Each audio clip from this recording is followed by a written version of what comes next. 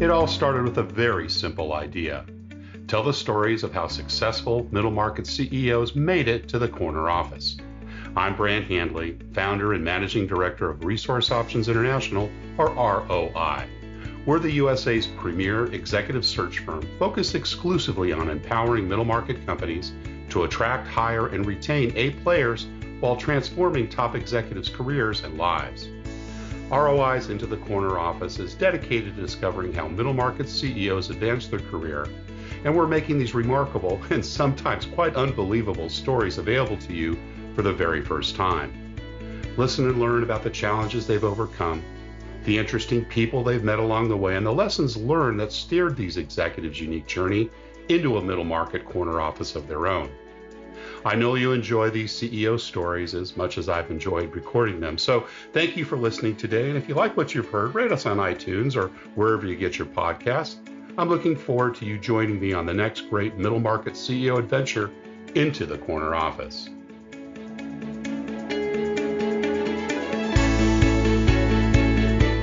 Today, my guest is Stanford Lee, CEO and president of Snoqualmie Casino. Stanford joined the casino as Chief Marketing Officer in June of 2018 and helped shape the marketing and acquisition strategy for that record-setting year. During his tenure as interim CEO, he led the casino team through the pandemic while retaining the company's entire team member workforce of 1,100 without one layoff or furlough. Stanford has more than 24 years of experience as a senior executive, leading companies including Fortune 500 casinos at Wynn Resorts, Sands China, and Caesars Entertainment. During his tenure with those companies, he's been part of the opening or pre-opening planning of 5 different integrated resort properties, which have grown significantly over his tenure. He has a deep history of attracting, developing, and retaining team members, even in recognized high turnover environments. He holds 2 postgraduate degrees, including a master's degree in management and a law degree here and concurrently while attending Cornell University. Stanford Lee, welcome into the corner office. Thank you, Brant. Thanks for having me on the show today. Oh, great to have you here. And we're sitting on opposite coasts. I know you're in the Seattle, Washington area. I'm over in Connecticut in the Milford area. So greetings across the 3,000 miles, the wonders of modern technology. Yeah, thank you, and good morning from Upper Left, USA. I love it. Well, listen, we always like to kind of start in the beginning, and that's with you and kind of understanding a little bit about, where you grew up, what your early family life was like. I know we've got some real interesting stories to tell you about some of the career direction that you went into early on. But, where did you grow up and what did mom and dad do? And tell us about that and your siblings. I grew up in Las Vegas, born in the Bay Area, so I'm a 49er fan, much to the chagrin of all my peeps here in Seattle, Washington, but was born in Palo Alto, California, and my father was in the Air Force, which brought us out to Las Vegas, Nevada, and lived really close to Nellis Air Force Base for a good chunk of my childhood years. Yeah. And spent most of my formative years there in Las Vegas. My parents were after leaving the military, my father and mother actually both worked for the post office. Oh, cool. And aside from that, my mother also taught piano. So I got a lot of my work ethic. Musical. A lot of my work ethic came from my mom. I love it. Was she a professional performer as well, or just as a teacher? Mainly as a teacher, but her living was mainly, just instilling that musical knowledge into other students. And there've been about 40 years of students who she still keeps in touch with. Nice. That's great. My sister, on the other hand, is a professional musician. And oh, really? Oh, so she got the bug. Oh, that's cool. What music does she play, or what instruments? Or so she's a piano player and or pianist, and she actually was a fellow at Juilliard. Wow, cool. And another high performer in your family. Yeah, we're really proud of her. Part of the reason I'm in casinos is actually because of my sister and because of my parents and that background. So we can get to that later on. Cool. So just the 2 of you, or other siblings? Yeah, just the 2 of us. The 2 of you. Great, terrific. And tell me a little bit about kind of your early influencers? What you mentioned mom and her work ethic. Anything specific that you recall from those early days from her? Well, I'll tell you what, just watching her work her Mm, two jobs. She yeah. would work at the post office. She did a graveyard shift, so all night she would do that. And then she would teach piano with little kids all the way through high schoolers throughout the day and never tired, never showed any of that. And so when I think about anything that I Right. have to do, I look back on that. And she was a Yeah. big part of who I am today. Awesome. Awesome. Were you a good student in school? I was actually. Yeah. Cool. I think I really found my stride in college, though. Uh-huh. I became a complete straight A student then. But through high school, I was a pretty good student. I was a A minus student, had a Yeah. 3.6 GPA. Yeah. But And any outside activities that you pursued? Are you involved in sports or chess club or debate, anything like that? a lot of sports. I would Yeah. say a lot of what I do today actually harkens back to what I learned from playing sports. Nice. Obviously, with anybody, people tell you you can't play at one point in your life. So, for example, you either stop at high school or you stop in Right. college or even as a Right. pro, your career stops somewhere. But along those lines, during that time, you learn how to work within a team, how Yeah. to sacrifice for others, Sure. and build a culture. So, Right. Right. really big piece. What about entrepreneurial things? Did you have the ubiquitous paper route or do other things to raise money as you're growing up? Well, when I was in college, my first job was actually personal training. Ah, cool. So I Yeah. learned how to talk to people in the gym and run them through their routines and made something that may have been a little bit more of a chore for some into Yeah. something that was fun and something that people looked forward to. Yeah, cool. Well, you had a couple of different directions in your school years. And we talked about this when we first met a month or so ago, because you started kind of down the road of medicine, ended up getting a JD degree, and now you're in the hospitality industry. So you've got to give us some explanation of that, Yeah. Stanford. Give us a short version. So, well, going back to my family history, my sister would have to travel a lot to get her lessons. And, one of the things that I wanted to make sure that my family never had to worry about was paying for my school. Right. And as such, I started out with the personal training, as I'd mentioned, but then moved on to casinos because being from Las Vegas, you can make a fairly good living, as a valet, bellman, Sure. uh, front desk, any of those positions. And Were you, so, were you doing that when you were at UNLV? yes, I Yeah. was. Yeah. So Yeah. UNLV gave me the opportunity to work and go to school at the same time. I can't say that my college experience was what you would call the normal one. I was more of a commuter student. Yeah. I would work at night, pull graveyard shifts, very similar to my mom, and then go to school in the morning. So there you start to see the influence there. Right. But I got all the way through my junior year and thinking that I wanted to be an orthopedic surgeon or some Yeah. doctor of some sort. Well, And you got your degree in kinesiology, right? Wasn't that I your, did, yeah. yeah. And so midway through my junior year, I think one of the best pieces of advice for anyone is walk in the shoes of someone Yeah. who you want to be someday. Yeah. Yeah. And so partway through my junior year, and this is the funny part, I got all the way through organic chemistry, which is usually the gatekeeper of whether you go to medical school or not. Right. So, if you don't do well in it, you change courses. If you do well in it, you keep going.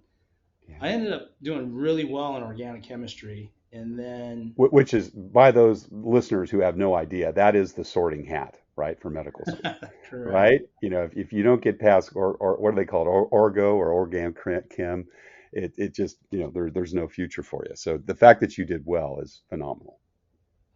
Thank you for that little shout out there. But ended up going into a hospital and doing a rotation, and just spent the Hmm. day ER. Got to watch a few things going on, and I'll tell you what, a big shout out to all of the people who work in the Yeah. administrators. They're amazing people. Yeah. But I sat there in the ER and I couldn't stop washing my hands. I was washing my hands every 10 seconds. I thought my skin was good. I touched something, I washed my hands. And so after about 2 hours, I was like, you know what? I think I'm a This is germaphobe. probably not that's for me. I don't think I could do this. And so it's like, went home and, rethought my life decisions. Yeah, yeah, And that's when I decided, you know what, I'm going to instead of taking the MCAT, which gets you into medical school, right. I took the LSAT and the LSAT, yeah. GMAT. So I ended up getting a master's degree also in management. Management and Um, hospitality at yeah, Cornell, which is no slack school, and in fact, I think it's the best hospitality school in the country, isn't it? I mean, it's got a thank huge you. Yes, reputation. Yeah, I agree with you on that one. yeah, yeah. Um, Well, I want to rewind back a little bit because this is really important for our listeners. I tell this all the time. I get a lot of my CEO clients who say, "Can you talk to my 20-year-old?" They don't listen to me. They'll listen to you. You're a headhunter, right? And I tell them, and sometimes my CEO, colleagues cringe, but when you're young, it's important to find out what you don't want to do, right? And I just really commend you to have the insight to go, as you said, to go and walk in the shoes and figure it out. Because just think, if you'd gone all the way through med school and gotten all that way and then discovered that way later, boy, that would have been a lot of years and a lot of time and money invested in something that just wasn't right for you. yeah, I agree. I think that was a huge pivot point in my life. Yeah, yeah, And then I'm glad that I was able to do well on the GMAT and the LSAT. right. And I will say, since you're talking about young listeners, set yourself up for future success by laying the foundation. And what I mean by that is, you know, do those studies, um, find out what it takes to get you where you want to go, Right. and put the work in. Right, Yeah, you got to right, grind. right. And at that point, it was interesting because I really didn't know which direction I was headed. And what it took was about 6 months of a little bit of soul searching, and then going, you know what, I'm going to take the LSAT and the GMAT, and I'm going to see which one I do better at. Yeah, But I'm going to yeah, study hard for both, right. and I did. I bore down and actually ended up doing well, and then was able to finish both of those while attending Cornell. Amazing. That's great. That's great. So, did you think about going into law as a profession, or did you see it more as a complement to the hospitality career that you ended up pursuing? I did. Yeah. I would say there's probably a couple professors that I've had that were upset with me for not practicing law, but I will say that it's an amazing profession. The things that I learned in law school, how to think about things, how to see Yeah. both Yeah. sides of an equation, were super important. Great foundation. Even walking into a boardroom today, like I'll look at a contract and it's like reading for fun. Um, Not too many people can say that, Stanford. yeah, but just knowing where to look for things and being Yeah. able to understand it without any intimidation is huge. Right. But Right. what made me choose to go into the business field is, I really wanted to create. A lot of times when people go see attorneys, they're not really happy. Right. And so, I wanted to go into a field where I could use a broad range of the skills that I'd picked up, and then the ability to use any creativity that I had. Yeah. Yeah. Understood. Well, let's start then with the beginning of your career in the hospitality sector. Now, was it the folks at Caesar you went to work with, or actually Golden Nugget first, right? Is that correct? What was your first hospitality job? It was actually, as an executive, it was with Caesars. With Caesars, right? Yeah. And Cool. well, back then it was known as Harrah's, but Harris, yeah. we can Yeah. even go beyond that. Again, starting back in college, I was actually with the Hard Rock during its All heydays. right. So I Yeah. had a lot of fun in my 20s, and met a lot of lifelong friends, and had some really fun adventures with those guys, and they'll be brothers for life and sisters. There were a few sisters in Yeah. there too. Yeah. Uh, What job did you first start managing people? Where was that?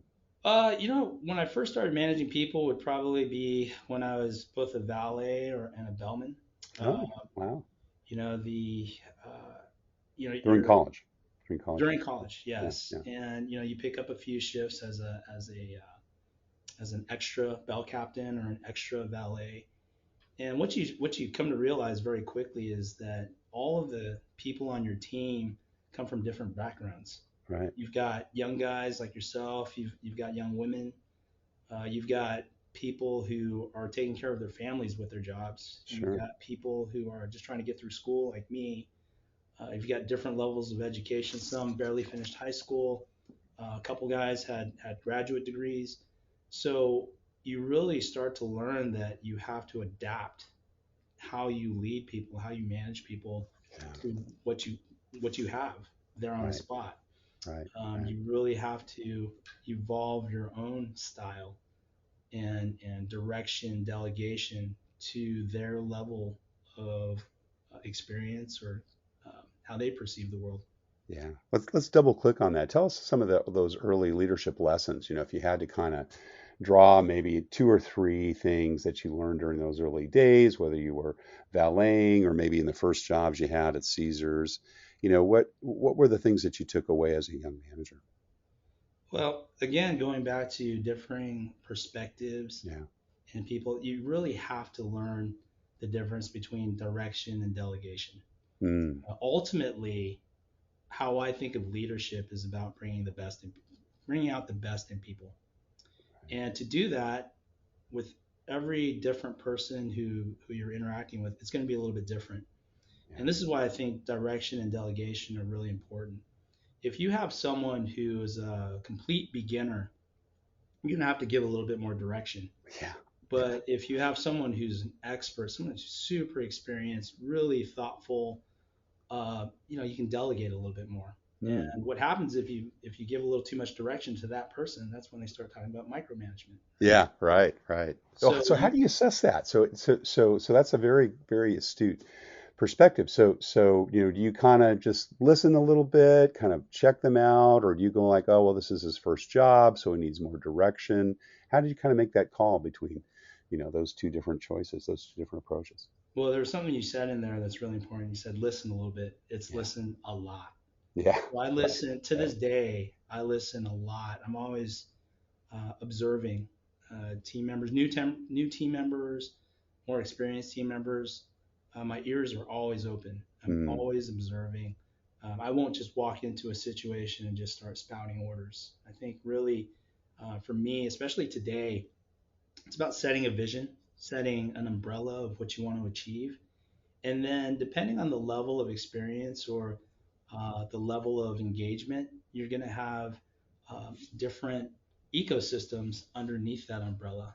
And if you're engaged and you're listening a lot and watching a lot, you'll see where you need to step in or where you need to give a little bit of maybe it's not complete instruction, but maybe it's just giving some guardrails, yeah. Yeah. and that tends to help bring out the best in a lot of our team members today. Yeah.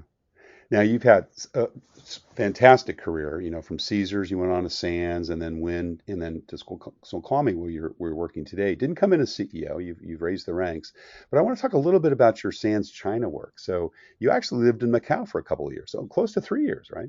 Actually, 4.5. 4.5. Wow.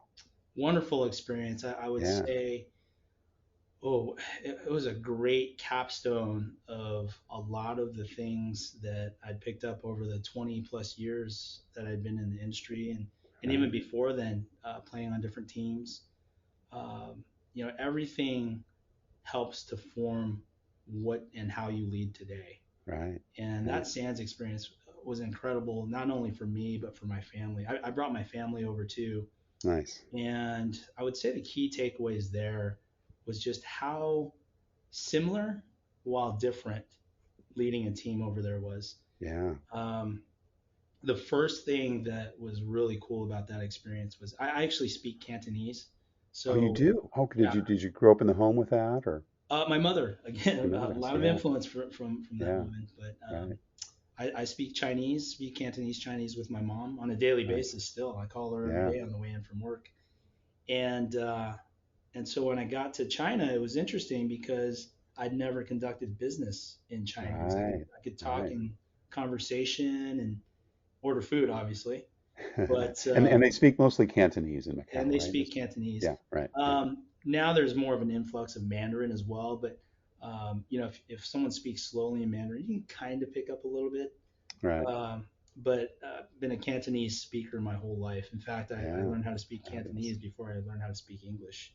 Was your mom from Macau or Hong Kong, or what part did she come from originally? My original family roots were from the Guangdong Guangdong, yeah, region which is of just China. north of And Hong then my Kong. Yeah, yeah, grandparents actually moved for expats to Vietnam, and then from Vietnam to America.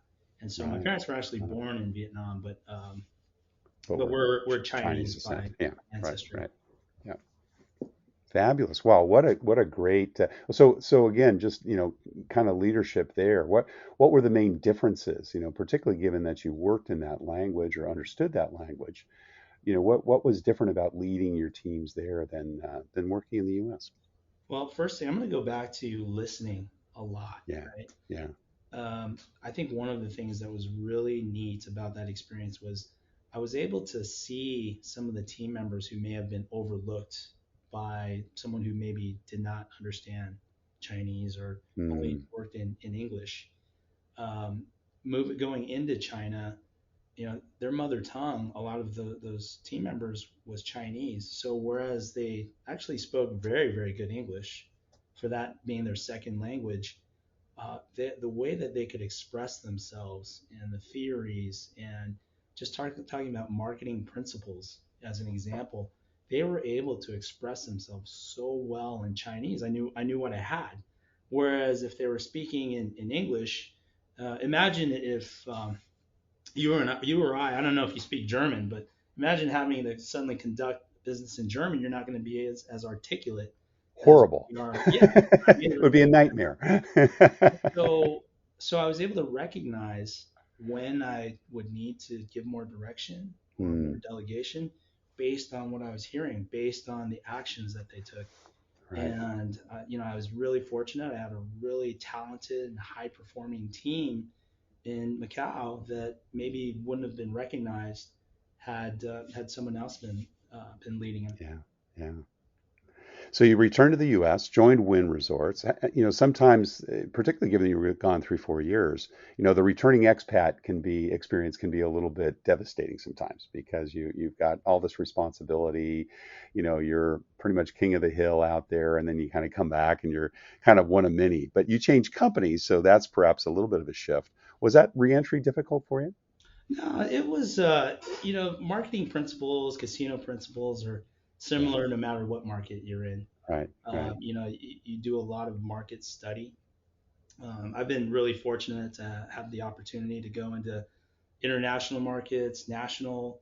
Las Vegas, obviously, you've got a really wide audience. And so taking those learnings, plus, I've also done local casinos. So taking all those learnings and then either getting them ready to move out to Boston, which is where I was going to go Yeah, next, or yeah, coming out to Seattle, you're able to draw on those experiences and you adapt. You adapt the things that you've learned, things that have worked before, things that you might want to even try. Some things you might want to take some risks on. But for the most part, a lot of those best practices work in every market. yeah, yeah. Cool.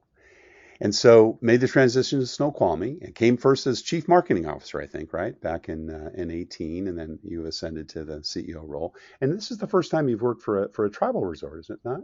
Yeah, the first time, and I will say, what a great experience it's been. Mm, I've worked for several Fortune 500 companies, yeah, and it is neat. I'm a competitive person by nature, and it's fun to see projects that you do or things that you do have an effect on the stock price. But here, the results of our work, the results of our company culture, the results of what our team members do, you can see the effect on the people, on the yeah, tribe, yeah. and by extension, the community. Uh, the effect that we are able to have on the community out here. We're just east of Seattle. We're Right, only a half hour, actually less than a half hour from downtown, and right. so it's a Wow. really really quick stop uh, from Pike's Market to get to here. Right, right. From And SeaTac. oh yeah, and from that point all the way out here, you can see the effects of the people that who work here and our guests, because that whole corridor is who we affect. And right Right. now we're the largest employer of the Snoqualmie Valley. And it's like a family, right? I mean, it's like a privately owned business. Is the tribal council the owner, or tell us a little bit about the structure if you can. I mean, I'm just Yeah, kind of yeah. curious how that's structured. So the tribe is the owner, and then the tribal council would be like the board of directors. Got it. Right, right. So you And report into the tribal council. yes, Yeah, yes, and yeah, and it's very similar to working for a board of directors. yeah. We have Right. our monthly board meetings where I'll do the updates, and if there's any approvals that need to happen, that's the meeting where it happens. Yeah, But yeah. we've got a really supportive board of directors here, and I think the general vision, I mentioned a vision earlier, is we want to take care of the people who work here, the Mm, tribe obviously, and the surrounding community. And when you have that general parameter, you can do a lot under those circumstances. yeah, yeah. Now you've got about 1,100 employees, I think. What percentage of that are from the tribe? But the tribe is spread out across the country. So Right. we've got just under 30 team members who are from the Snoqualmie tribe. So the majority of our team members actually are non-native. Professional Yeah, management. Yeah, they're kind of, but yeah, yeah. what a great work family we do have, though. Yeah. You Tell know, us a little bit about the culture. I'm curious to know kind of what the differences are, between, not that you have to go specifically into to Wynn, but more kind of a corporate casino, publicly traded company to, a family run, tribally owned business. well, I'll kind of modify your question a little bit. When I think about cultures and anything that I've ever led, I go back to those sports analogies that Mm. I talked about earlier. Yeah. I, Yeah. I think of a company or any department I've ever led as a locker room. Mm. I've played on awful teams and I've played on really good teams, right? And the really good teams have an amazing locker room. You have teammates who look out for each other. You have teammates that trust each other and teammates who communicate with each other. You see that today. We do quite a bit of partnering with professional teams here in Seattle.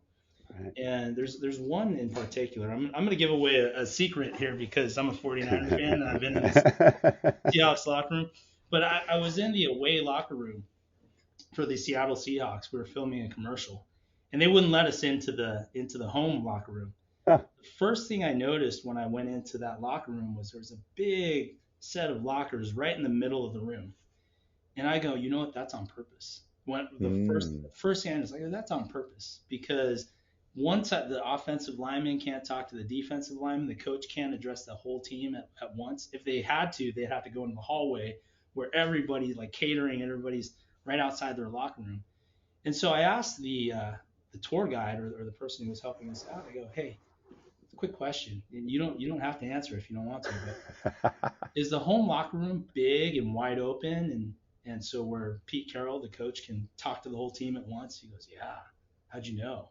It's like, nah, I think I knew. Yeah, because normally you see a locker room, the lockers are against the walls, right? Right.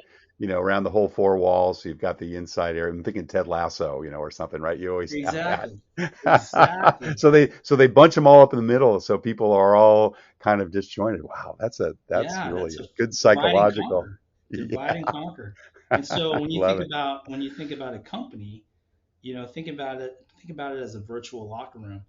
All right. Communication is so important, right? Yeah, So the yeah. head coach has to be able to set that vision for the 1,100 team members, right? Like, I want to be able to give everybody the same story, the same message. And then from a communication standpoint, there's no dividing locker island in the middle that keeps one group from talking to another. You eliminate all the silos. One hand knows what the other hand is doing. And that Mm, becomes so important. And then critical. from there, the trust happens, the communication happens, the confidence and the care for each other happens. So that would be how I view a culture. Yeah, yeah. Cool. We've all had mentors and frankly, some tormentors over the course of our career. Tell us a little bit about maybe the good and bad in that, because you're so into the sports analogy. I'm sure you've had some great coaches, but there's probably been things as well that you observed and said, "Boy, I'm never going to do that again." So give us one of each. Give us something that maybe a mentor of yours, helped you with early on, and then a possible tormentor or at least someone or behavior that you observed. No names need to be mentioned. Okay. That you said, "I'll never," gosh, you learned from that because you did things differently. Right, right. Well, let's see. I will make the heroes more obvious, Hmm.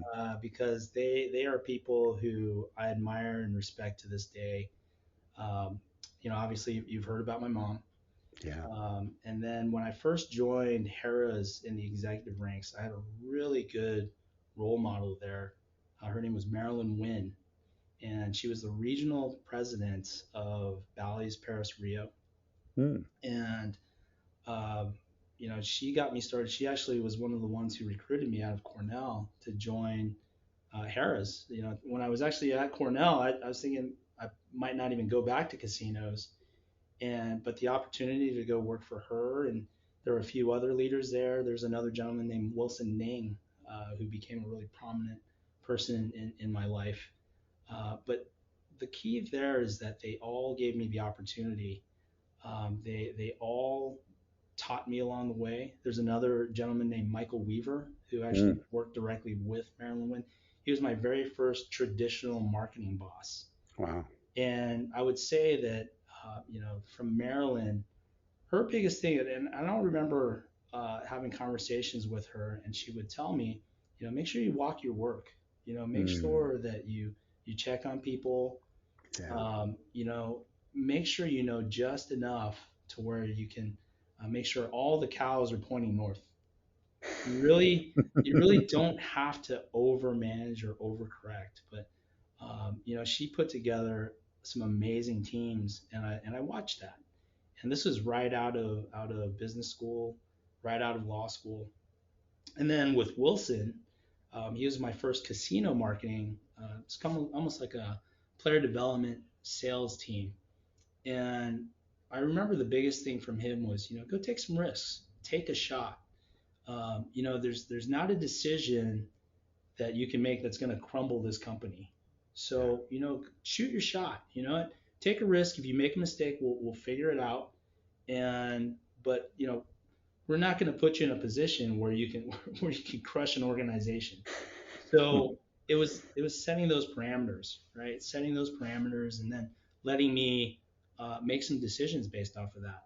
Yeah. And then Michael Weaver, my first, let's call him my first traditional marketing boss. He set standards for me that I still to this day set for my teams. Fabulous. Just he would challenge. To some, he was a pretty intimidating guy, and he was always what I would think a marketing executive should look like, how Hmm. they should carry themselves. But behind the scenes, he cared about his teams, and but at the same time, he held them accountable. Don't Right. walk into a meeting with Michael unprepared. Bad news. So I would say I've been really fortunate, starting with those three. I mean, there's many more Sure. beyond that, but the first three are always good to start with. As far as what not to do, we could go all the way back to when I was in college. I would see people who would kind of overstep their position, and I'm a really big believer, especially today, of making sure everybody knows how important their job is to the success of the organization. And it's not just the position you hold. You could be a porter. You have a very important Right. position. You make Right. a difference every day. Yep. One of the things that's the neatest about our casino, our company today, is people think it's spotless. And when we were in the Hmm. middle of the pandemic, I would put our cleanliness up with some of the hospitals because we would be on those machines. It's a high touch environment. Right. So our environmental services cleaners, they're on those machines every 15 to 20 minutes, wiping Have to things be. down. Yeah. Right. And when you think about that, all the way up through the ranks. So I would say, for those who I would say not to follow, or not to replicate, it would be those who disregard the importance of others and the Yeah. impact that they Yeah. make. And I saw a Right. lot of that as I was Yeah. growing up. Yeah. Cool. I've recently heard that some CEOs are kind of uncomfortable with having their, you know, answers questioned versus having their questions answered. And that's quite true with millennials and younger folks, maybe that grew up in a little bit of a different corporate environment than I. How do you handle that situation? Are you someone where you encourage that kind of discourse? I actually hire people who are different from me, who think Mm, different on purpose. Because I think if you all think the same way, you're going to go off in a direction, right or wrong. You're only going to go in one direction. But I intentionally look for people who have different perspectives from me. yeah. Um, Diversity is so key, isn't it? exactly. If you ever find me hiring someone who is a twin, we've got problems because I like that diversity of thinking. I like Yeah. that iron sharpens iron approach. Right. And a lot of times, even in our marketing meetings, throw an idea out there. Now, granted, I do throw a vision out there. I do throw like hey, here's some parameters. But then within those parameters, hey, take some risks. Some of them, if they don't make sense, we'll talk about them. But this is where a lot of our success comes from. We've got some really creative people, Yeah. but we've also got mixed in some really disciplined people who are going to make things happen. So you have to have both. But I think it's so important to have ideas challenged. Yeah. Yeah. So Absolutely. that's definitely part of our culture here. We want to make sure that there's a free flow of ideas, and then challenge those ideas. Let's make them Sure. stronger. Let's work through. Let's fill in the gaps, and that's helped us along the way quite a bit. Awesome. Now you were moved to interim CEO in December of 19 and then became CEO just about a year ago. And so, over that period, would you say compared to kind of your early career, has your leadership style evolved? Or do you doing things differently now that you're in that corner office than you did when you were CMO, for example? No, I think I'm pretty much the same. I'll tell Mm, you a quick story. So the day that the board of directors or the tribal council said, we'd like you to be our CEO. yeah. So I've done the CEO capacity for like almost 3 years now, two Right. years, nine Yeah. months, something like that. Yeah. So I remember going home, and my wife has been my biggest advocate, my Mm, biggest supporter for over 20 years. And um, so I go home, and I say Chandra, was my wife's name. I go, so the tribe asked me to be their CEO today. mm. And so she goes, I'm so proud of you. You've worked so hard. You've really earned this. Can you take out the trash? You're at So, home now. There's no so, uh, corner office here. so when you think about, when you get into the corner office, Yeah. you're the same person. Yeah. You just have Yeah. more responsibility, and you do need to have people who keep it real for you. Right. That's why Right. I hire people who have a different perspective from me, Yeah. and it keeps it real. Again, going back to things I learned what not to do, it's that there's every position here is important. 1,100 Yeah. positions, 1,100 marketers, 1,100 important people. Right. Right. And so I would say that over the last few years, has anything changed? I would say no. I would say it's made it more concrete, the things that I Mm, do. And I will say that I took over as CEO 2 months before the pandemic happened. right. And I will say that getting this company through and retaining all of our team members was probably the most uh, fulfilling career accomplishment I You didn't lay anybody off, right? You didn't even furlough them. did not lay anybody Right. off. We came up with a plan to make sure that all the team members were supported, Yeah. made sure that their benefits were covered, that they Right. still got paid during those closures. You work so hard to build a culture, and that you can't turn those folks loose on the street because you wouldn't be able to get your culture back. That's right. And even though we were closed for 3.5 months, but you got to reopen at a certain point. And what does that say about your locker room, about your work family if you don't take care of them? Yeah. You mentioned the importance of diversity and finding folks that are different than you and different from each other. Mm-hmm. But what else do you look for when you're making bets on the people you invest in and hire? Well, I look for hard workers. There's nothing that can replace hard work or work ethic. Yeah. You can think differently from everybody else. You can have a difference of opinion, and you can find that everywhere. That's a good thing. But there's one thing you cannot replace, and that's just good old-fashioned hard work. Yeah. Are people willing to grind and you know what that looks like? You were brought up by a hard worker. Right? Absolutely. And so when I see someone who's working hard, who's a front-level team member, that's me when I was in college. Sure. And then I see my mom. I see someone who is working to support their family. And you got to take care of that. That's a hard worker. Yeah. So That's what. Well, listen, Stanford, we're just about out of time, but we got one last question for you. And that's kind of what career and life advice would you give to, say, your younger self at about 10 years ago? What would you say to him? Well, career advice that I give anybody is do the right thing whenever you think nobody's looking. Always do it. And then as far as what I would tell my younger self, buy your wife more flowers. Well, it sounds like she deserves it. I love it. Well, listen, Stanford Lee, CEO and president of the Snoqualmie Casino, just east of Seattle, Washington. Thank you so much for sharing your journey into the corner office. Thank you, Brant. Thanks for having me on the show.